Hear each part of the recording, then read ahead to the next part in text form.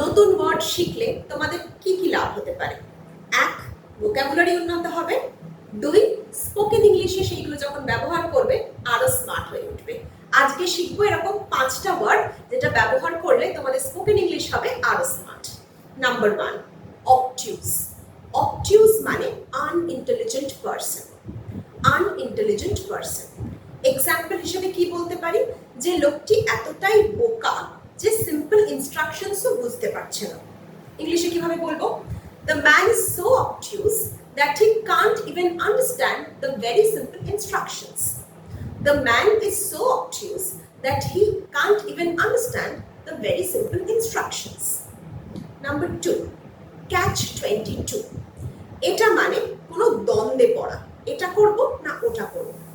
ধরো তোমার বেড়াতে যাওয়ার দিন তোমার বন্ধুর জন্মদিন পড়েছে, তাহলে তুমি বেড়াতে যাবে না বন্ধুর জন্মদিন অ্যাটেন্ড করবে? এটা তোমার জন্য একটা catch 22 situation. It's a dilemma situation. For example, my departure for vacation falls on the same date of my friend's birthday. The departure of my vacation date coincides with my friend's birthday. Coincides মানে একই সাথে পড়া। It's a catch-22 situation for me.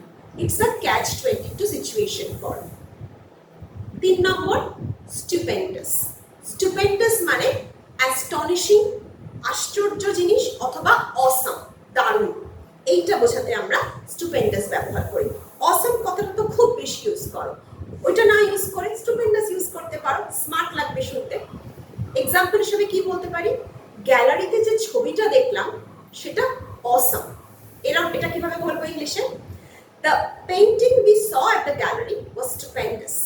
The painting we saw at the gallery was stupendous. 4 নম্বর কি বলতে পারি? ফিনফ্লুয়েন্সার।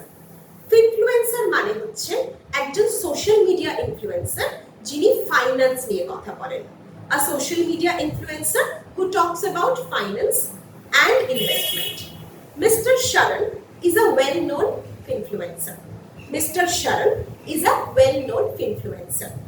আজকের ভিডিওর 5 নম্বর বা লাস্ট স্মার্ট ওয়ার্ড কি? হ্যাংরি। হ্যাংরি মানে অ্যাঙ্গার ডিউ টু হাঙ্গার। মানে তোমার ধরো প্রচন্ড খিদে পেয়েছে, খিদের চোটে মাথা গরম হয়ে গেছে, সেই যে ইমোশনাল যে একটা আউটবার্স্ট তাকে আমরা বলবো হ্যাংরি। এক্সাম্পল হিসেবে কি বলতে পারি? যে সে মায়ের উপর চিৎকার করছে কারণ সে হ্যাংরি ছিল। He shouted at his mother because he was hungry. He shouted at his mother because he was hungry. Hunger মানে খিদের জন্য যদি অ্যাঙ্গার বা রাগ হয় তাকেই আমরা বলবো হ্যাংরি। এই ভিডিওটা যদি ভালো লেগে থাকে অবশ্যই শেয়ার করো বন্ধুদের সাথে, লাইক করো আর অবশ্যই চ্যানেলটাকে সাবস্ক্রাইব করো। যদি তোমাদের কোনো ভিডিও রিকোয়েস্ট থাকে কমেন্টে অবশ্যই জানিও।